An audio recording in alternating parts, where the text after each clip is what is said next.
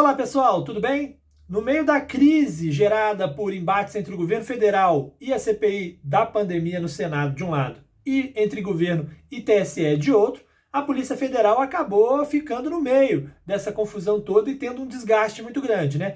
Do ponto de vista da disputa lá no Congresso, a CPI da pandemia tem acusado a PF de interferência, disse inclusive que parte de depoimentos não foram enviados à CPI, que foram enviados dados incompletos de depoimentos para proteger o presidente Jair Bolsonaro. E, por outro lado, a Polícia Federal abriu um inquérito para investigar o vazamento de informações que foram repassadas à CPI e que acabaram nos meios de comunicação. E o que pode acabar acontecendo é se mostrar que os dois estão certos, né? Ou errados, dependendo do ponto de vista, porque, de fato, as informações, quando chegam à CPI, muitas vezes acabam nas mãos de meios de comunicação, repassados, inclusive dados sigilosos. Claro, a imprensa faz o seu papel de receber as informações e publicá-las, né? O compromisso da imprensa é com a informação, mas a CPI tem um compromisso também com o sigilo e que muitas vezes não parece ser seguido, né?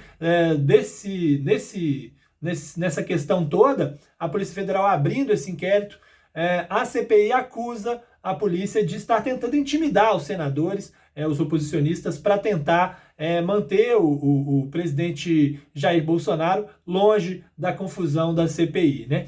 E a Polícia Federal também está no centro das discussões a respeito das investigações, aliás, das acusações do presidente de que o sistema eleitoral brasileiro não seria confiável, né? O presidente divulgou aí inquéritos da Polícia Federal que apontariam que em 2018 houve o uso de logins de ministros, etc. e tal, uma espécie de invasão ao site do TSE, mas que a Corte Eleitoral e especialistas dizem que não tem como alterar o resultado da eleição. De toda forma, a colocação desse inquérito da Polícia Federal e, por outro lado, o fato de que o Supremo Tribunal Federal colocou o presidente Jair Bolsonaro dentro de um inquérito que é tocado pela Polícia Federal, um braço da Polícia Federal que é gerenciado ali, vamos dizer assim, pelo ministro do Supremo Tribunal Federal, Alexandre de Moraes. A PF está nos dois lados dessa história, né? E claro, para a instituição é péssimo. Nos últimos anos, ao longo de anos anteriores, a PF sempre teve uma imagem muito boa junto à população, inclusive as operações que eram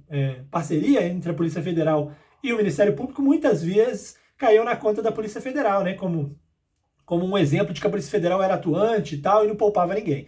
E agora a polícia fica sendo desgastada por esse debate entre presidente da República de um lado e outras instituições, o Congresso Nacional e o Supremo Tribunal Federal e o TSE de outro, né? O fato é que as instituições brasileiras andam bastante desgastadas e isso é um processo que tende a demorar anos para ser superado, né?